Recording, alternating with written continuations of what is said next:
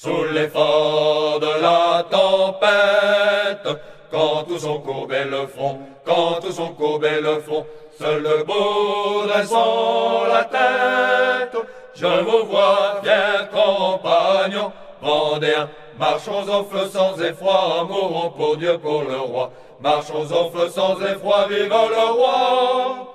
Vive Dieu, vive Dieu, vive le roi! Ils nous envoient la police sur la fac. Enfin, je sais pas. Et puis en plus, ils ont arrêté. Les gens, ils ont rien fait. Ils ont rien fait. Ils ont rien fait. Je fais comme ça au pif. Chers amis, bonjour. Ici le colonel Von Hagen. J'avais envie de vous en dire un peu plus sur les cercles de gentilshommes français. Cette idée. Car maintenant que j'en ai parlé, je me dois de vous expliquer quelle est mon idée de cette chose.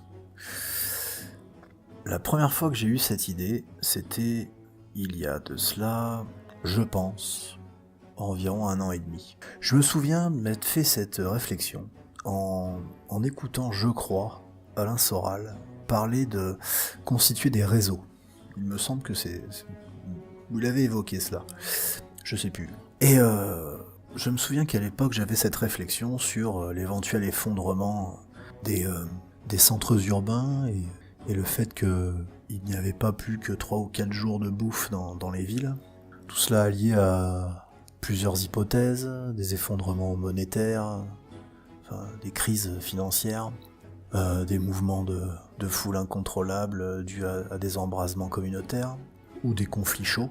Bon, bref, un effondrement, quel qu'il soit. Et éventuellement, si personne n'est préparé, si personne n'a créé base autonome durable, ou tout ce genre de choses, et bon, le chaos qui s'ensuivrait, quel qu'il soit, que ce soit un appauvrissement d'ailleurs, un appauvrissement lent, plus cette espèce d'idée que de toute façon on perdait totalement notre culture, tout ce qui va avec la perte de la langue française, de l'orthographe, des valeurs morales, de la courtoisie, enfin tout ce qui va avec ce monde moderne, capitaliste, financier, etc., matérialiste. Et donc je réfléchissais à cela, et un jour je me suis dit, tiens, mais je vais rassembler mes amis proches, et on va se retrouver entre nous pour partager des connaissances. Moi je suis absolument complètement nul en agriculture, en permaculture, etc. Par contre, bon, je suis un peu meilleur en histoire, j'ai toujours étudié la guerre, etc. Bon, voilà. L'idée c'était de rassembler des gens et des compétences.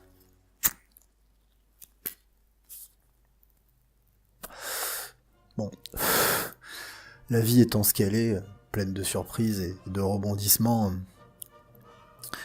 il est à nos époques difficile de se rassembler finalement lorsque on est à distance les uns des autres. Dans la région dans laquelle je suis, je ne partage mes moments qu'avec de très rares amis. Trop rares d'ailleurs. Et donc, je me suis permis de donner mon idée de créer des cercles de gentilshommes français, parce que quand j'ai entendu cette histoire de monter des équipes, bon, j'aime bien, mais j'adore, ça y a pas de souci. Mais je trouve que ça devrait aller plus loin que cela. Je trouve l'initiative absolument géniale, mais ça ne correspond pas à mes codes, dans le sens où je ne suis pas du tout de cette génération-là. Pour moi, monter une équipe, c'est la première chose que j'ai en idée, qui me vient à l'idée, c'est monter au braco. Pour moi, monter des équipes, déjà le terme équipe ne me plaît pas, c'est un terme sportif.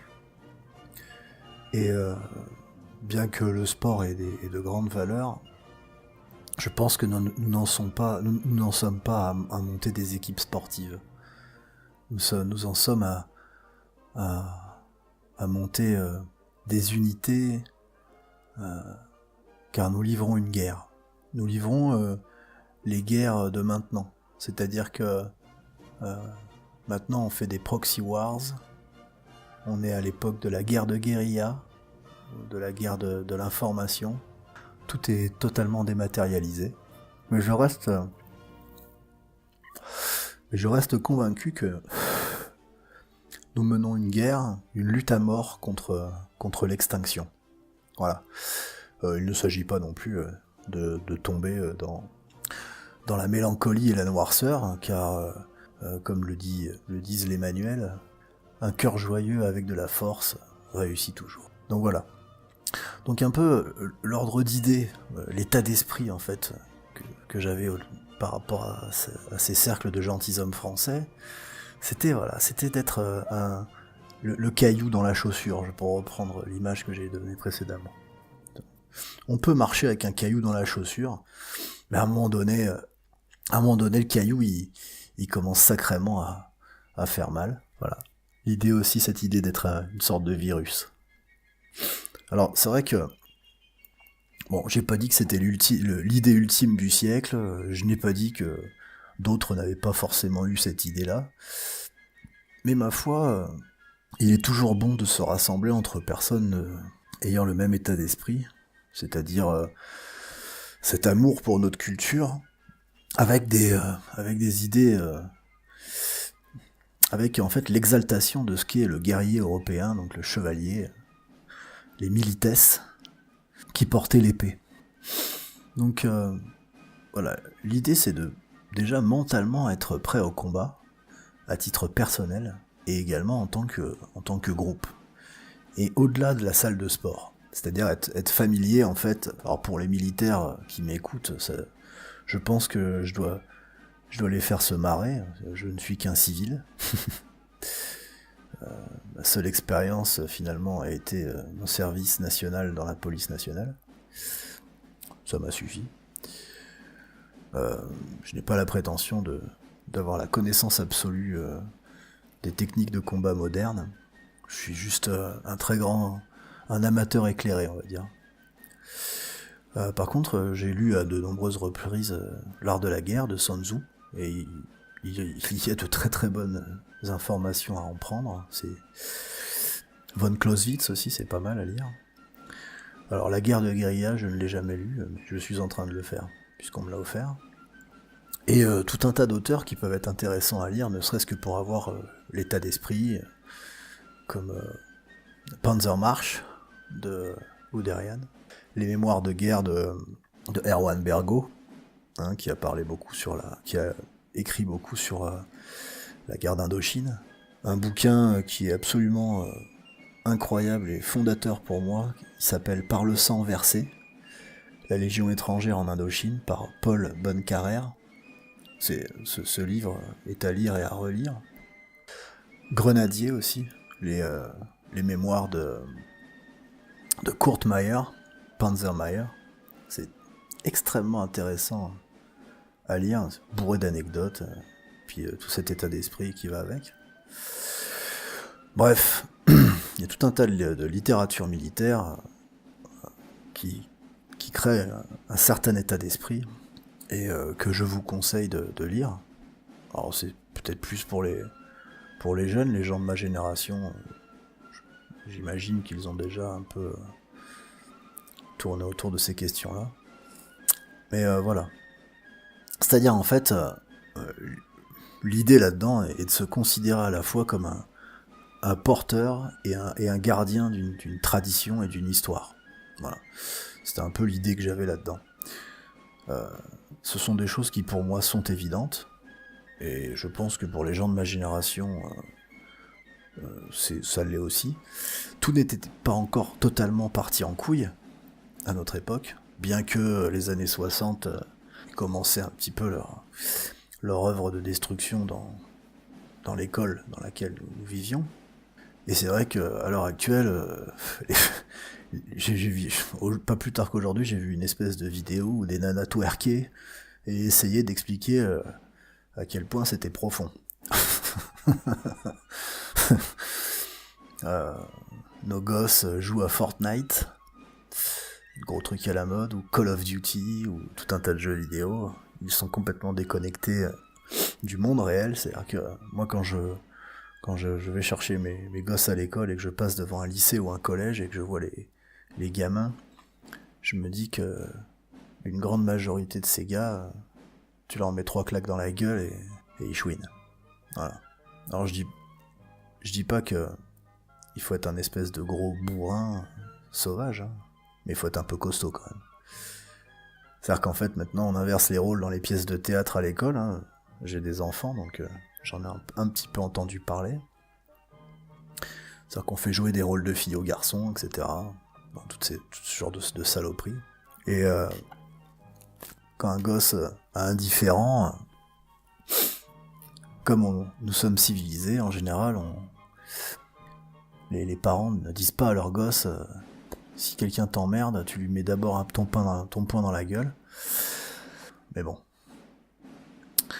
Donc être un gentilhomme français, à mon sens, et ce n'est que moi, hein, comprend ce que devait apprendre un chevalier. C'est-à-dire combattre. Il devait savoir danser, parler, écrire, jouer de la musique, déclamer des poèmes, craindre Dieu et respecter les femmes. Et donc, c'est un peu l'idée qu'il y a derrière ces cercles de gentilshommes français, c'est-à-dire avoir des activités entre camarades, entre frères d'armes, je sais pas comment on peut dire ça. C'est vrai que les gens de ma génération ont certainement fait leur service national et ont trouvé cette camaraderie qui était... Moi, j'ai de très très bons souvenirs de mon service national. J'ai vu des gamins arriver à 18 ans avec des bonnes têtes de morveux, incapables de faire leur lit ou de s'occuper de leur linge et repartir de là un petit peu plus costaud. Après, les lits en cathédrale, les lits en portefeuille aussi, tout un tas de joyeusetés que peuvent se faire une bande de garçons dans une garnison. Voilà, c'est un peu ça l'idée. Je pense que vous avez saisi un petit peu le propos. Et je voyais également, c'est-à-dire en fait, l'idée aussi que j'avais là-dedans, c'était d'utiliser les armes de l'ennemi à notre propre compte. Comme ont pu le faire nos militaires en sortant de la guerre d'Indochine et en entrant dans la guerre d'Algérie, utiliser les armes que pouvaient utiliser les communistes, qui sont quand même les rois de la guérilla, et pas que. Hein. Et la lecture des mémoires du colonel Rémy ou de n'importe quelle mémoire de résistant est assez intéressante, parce que finalement, moi personnellement, j'ai pas l'impression d'être un résistant, parce que je ne me mettrai jamais au même niveau que ces gens qui étaient doués d'un courage incroyable. Mais force est de constater que notre pays est largement sous occupation ennemie. Alors, même s'il faut savoir rester discret, et c'est d'une importance capitale, car tous les mouvements qui peuvent se constituer peuvent s'attendre à n'importe quel moment à être infiltrés par d'autres mouvements ou par le pouvoir en place. Et donc, les seules choses qui devraient traîner sur la toile ou sur vos téléphones, c'est les points de rendez-vous et les heures de rendez-vous. Et tout le reste doit rester au sein du cercle. Alors, il ne s'agit pas de se transformer en franc-maçon non plus. Hein. Mais je pense que une des choses à faire serait par exemple de se réunir dans la forêt, dans des endroits riches en spiritualité. Les forêts sont fabuleuses pour cela. Mais également, vous laissez vos téléphones au placard. Même si vos téléphones sont éteints. Aucun appareil technologique ne vous rendra service. Et du coup, dans ces moments que vous pouvez partager avec vos amis, avec vos frères chevaliers, je ne suis pas templier non plus, je précise, eh bien, ma foi, il y a tout un tas de choses qui peuvent être fabuleuses à faire ensemble, comme marcher, bivouaquer, pêcher, chasser pour ceux qui sont chasseurs, combattre, s'entraîner à l'épée, comme j'ai pu l'évoquer précédemment. Le premier jour de ma vie où j'ai eu une épée dans les mains et où j'ai tenté maladroitement de m'en servir, même si je ressemblais certainement au plus ridicule des moulins à vent, intérieurement il s'est passé quelque chose.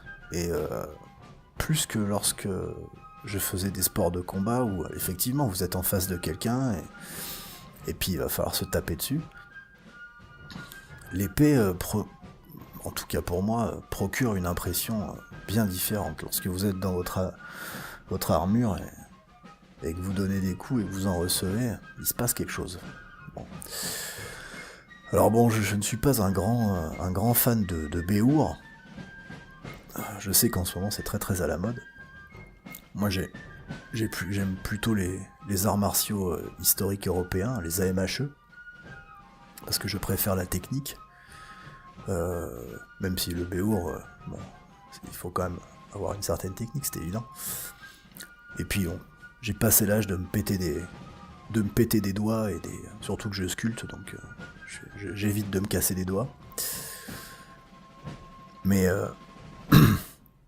le combattant français, le chevalier français, porte une épée. Pas un beau, pas un katana, pas tout un tas d'arsenals qui ne sont pas les nôtres. Et surtout, en fonction de l'âge que vous pouvez avoir, il faut adapter l'effort à la condition physique, etc.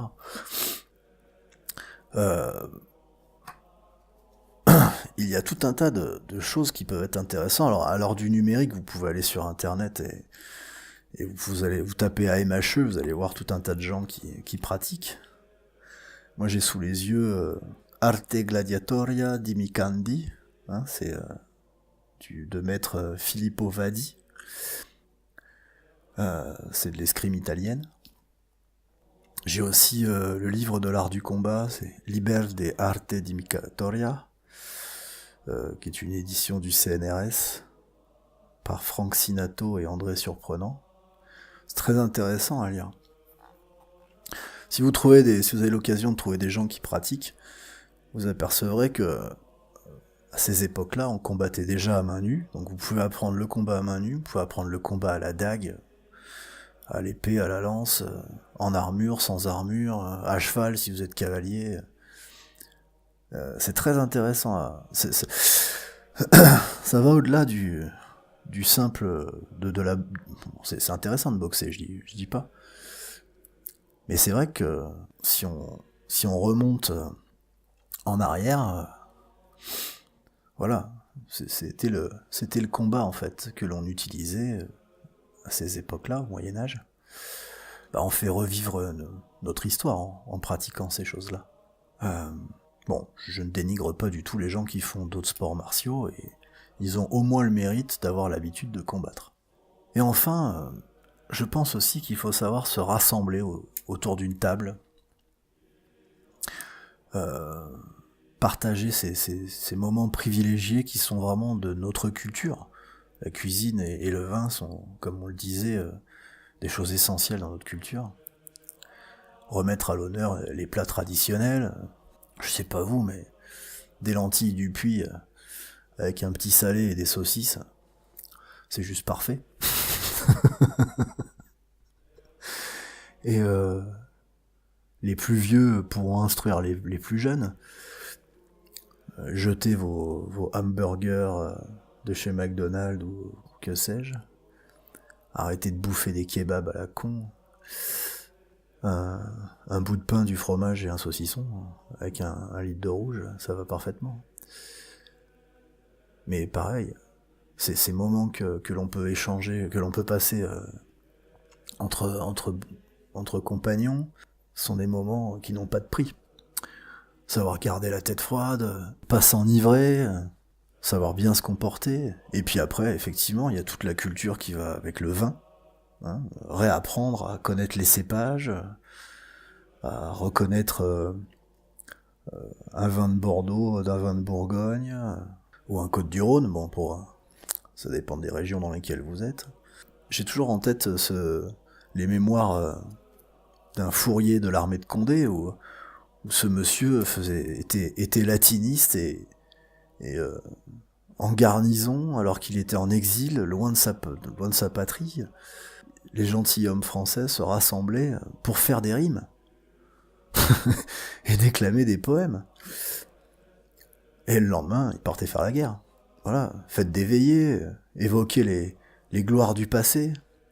Alors je n'ai jamais été dans les scouts, mais j'imagine que c'est des choses qui se font dans les scouts, mais c'est vrai qu'après, passer à l'âge adulte, ces choses doivent se perdre. Alors moi, j'ai fait partie d'associations de reconstitution médiévale, avec plus ou moins de succès, c'était plus ou moins intéressant. J'y ai rencontré des gens d'une très grande valeur, et j'y ai rencontré des gens absolument bidons. Mais bon, c'est la vie. Et donc voilà, je pense aussi également qu'un cercle de gentilshommes français doit avoir un capitaine, un conducteur. Reprenez un peu les termes médiévaux, allez chercher un peu ce qu'était un chef de troupe. Voilà, il est le capitaine du cercle, il veille à la bonne marche du cercle, mais je pense qu'il est important que ce soit hiérarchisé avec un chef. Alors non pas un président, parce que chez nous, il n'y a pas de président, etc. Et puis voilà, il faut que cela reste des choses informelles. On va évidemment pas monter des associations, et l'idée n'est pas non plus de faire des choses qui soient en concurrence avec des groupes déjà existants. C'est vraiment, l'idée est vraiment de faire société entre personnes partageant les mêmes idéaux et les mêmes valeurs. Voilà. Bon, je voulais donc faire ce petit podcast spécifiquement sur ce que j'entendais par cercle de gentilshommes français. Et à une époque où ce genre de choses peut paraître désuète, inutile, ou je ne sais quoi, eh bien soyons extravagants, parce que finalement c'est complètement délirant de se dire que la forme de rébellion de notre époque, c'est être traditionnel. Soyons des rebelles. Et oui, également, l'idée, bien sûr, est que les gens les plus anciens transmettent aux gens les plus jeunes. Donc je sais pas, ceux qui m'écoutent ne sont pas légion, mais allez-y, diffusez cette bonne parole. Pourrissons cette société de l'intérieur. Et bien voilà, donc une fois de plus, je vous remercie de m'avoir écouté jusqu'au bout, pour ceux qui auront eu la patience d'écouter ce que je raconte. Je remercie ceux qui commentent à la fin de mes podcasts, me signifiant que oui, ils ont bien entendu jusqu'au bout. Et je prends également beaucoup, comme je le dis, beaucoup de plaisir à discuter avec vous. N'hésitez pas, c'est quelque chose qui pour moi est fondamental. Posez-moi des questions, faites-moi part de vos idées, je ne sais pas. Et puis partagez et cliquez sur un like ou un dislike si vous n'aimez pas ce que je fais. Peu importe, vous avez le droit. Mais au moins, ça fera monter mon référencement, et peut-être que d'autres entendront ce que je dis. Voilà. Donc, pour conclure, oui, je pense que je ne vais juste faire que répéter ce que j'ai dit. Pourrissons la République de l'intérieur. La contre-révolution n'est pas morte. Soyons la nouvelle armée de Condé, et foutons en l'air cette putain de République et tout leur séide. Je vous souhaite une excellente journée. Je vous dis à bas la République, vive le roi, vive la France, soyez royalistes.